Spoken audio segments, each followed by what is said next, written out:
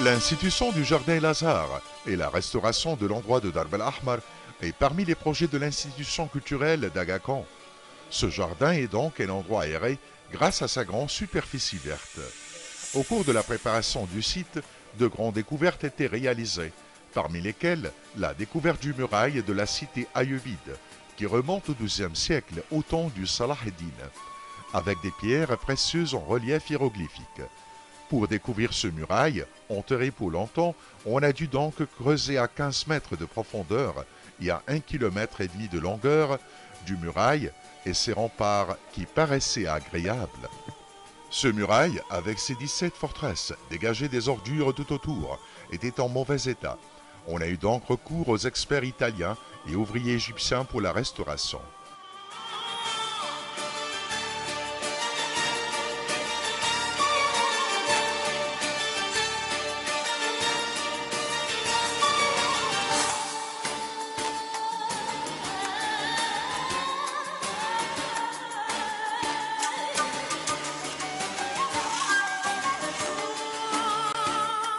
Le muraille ayyubide a une grande importance historique, construite en 1176 par le leader Salah ed-Din el-Ayyubi en vue de protéger le Caire. Mais avec l'élargissement de la ville historiquement, ses frontières étaient étendues un peu loin du muraille, et la forteresse a perdu sa valeur fonction naturelle.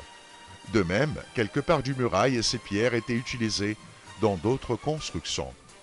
La restauration du monument historique était ainsi nécessaire comme une première étape d'un grand projet de développement global de l'endroit du Darb el-Ahmar.